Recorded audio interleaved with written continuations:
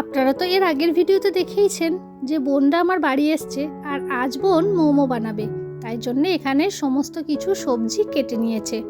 আর এইদিকে দিল টমেটো সিদ্ধ করতে চাটনির জন্যে। তো প্রথমে টমেটোগুলোকে সিদ্ধ করতে দিল এবং এর উপরে একে একে কিছুটা পরিমাণে রসুন আর কয়েক টুকরো শুকনো লঙ্কা, ঝালটা অবশ্যই আপনারা আপনাদের পরিমাণ মতো দেবেন। এই সব কিছুই ভালো করে সিদ্ধ করে নেবার পালা এবার।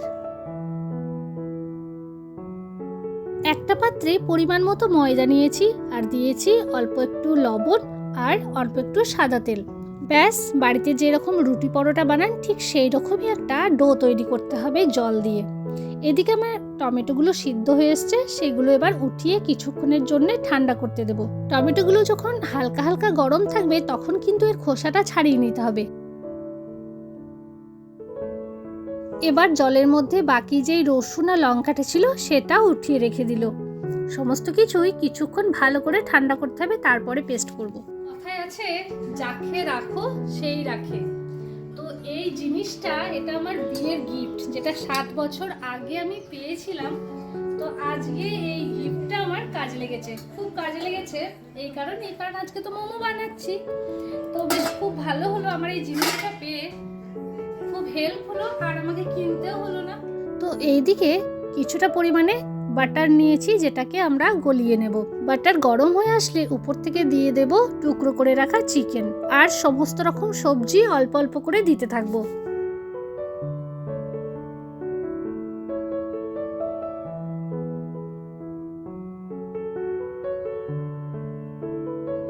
সবকিছু ভালো করে ভাজা হলে উপর থেকে দেব পরিমাণ মতো লবণ আর একটু চিনি, আরও দেবো হচ্ছে কিছুটা পরিমাণে গোলমরিচের গুঁড়ো। ব্যাস, আর কিচ্ছু না। এবার জল দিয়ে ভালো করে সব সবজি সিদ্ধ করতে দিতে হবে। এদিকে বোন ময়দা থেকে লেচি করতে শুরু করেছে, ঠিক এই ছোট্ট ছোট্ট লেচি। এবার তৈরি হবে চাটনি। সেজন্য সিদ্ধ করে রাখা টমেটো, রসুন, লঙ্কাকে মিক্সিং জারে দিয়ে ভালো করে পেস্ট করে নিতে হবে।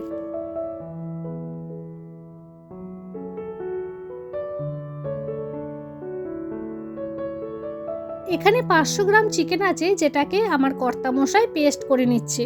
আর এইদিকে বোন সবজিগুলোকে মাখাতে শুরু করেছে। তো সবজির মধ্যে দিয়েছে পরিমাণ মতো লবণ, পরিমাণ মতো চিনি আর 2 চামচ সয়া সস।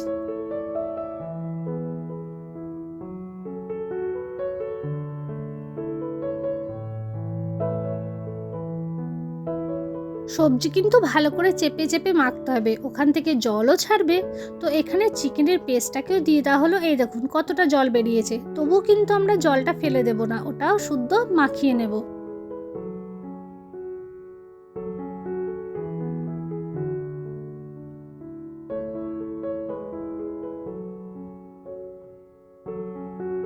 এখানে টমেটোর চাটনিতে কিছুটা পরিমাণে দিয়েছি টমেটো সস। এবার শুরু হলো আমাদের মেন পর্ব। এখানে আমরা 4 জনই কিছু না কিছু করছি। যেমন আমি ওই ছোট্ট ছোট্ট লেচিগুলোকে বেলে দিচ্ছি, আমার বোন হচ্ছে সেগুলোকে পুর দিচ্ছে। আমি তো অত ভাজ করে করতে জানি না, এই প্রথম দেখছি। আমার বোন তো ভালোই পারে, ওর কাছ থেকে দেখে দেখে শিখছি। আমিও একবার করে দেখবো পারছি কিনা। প্রথম রাউন্ডে বেশ কতগুলো মোমো রেডি করে মোমো বানানোর পাত্রে ভালো করে একটু সাদা তেল ব্রাশ করে দিল। তাতে কি হবে, মোমোগুলো তলায় আটকে যাবে না।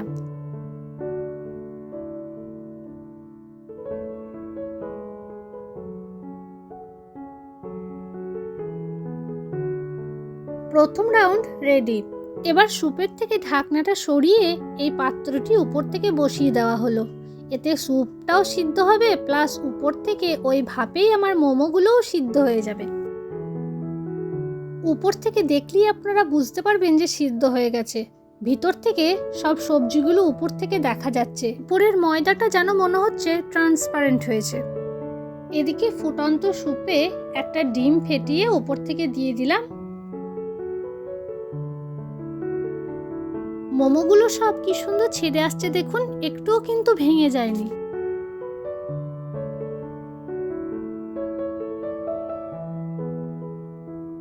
আর আরও বাকি সব মোমোগুলো বোন তৈরি করছে। বোনের কাছ থেকে শিখে অনেক কষ্টে একটা মোমো বানানোর চেষ্টা করছি, কিন্তু কিছুতেই বোনের মতো হচ্ছে না। হয়তো এর পরের বার যখন বানাবো তখন পারফেক্ট বানাতে পারবো।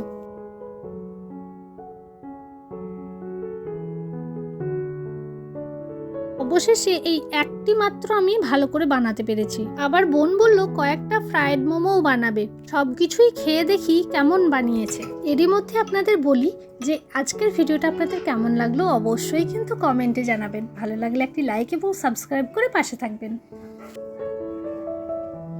দারুণ হয়েছে। সব থেকে বড় ব্যাপার এটাই যে একদম ফ্রেশ জিনিস চোখের সামনে। সত্যি থ্যাংক ইউ তোকে এত সুন্দর খাবার একটা বানানোর জন্য।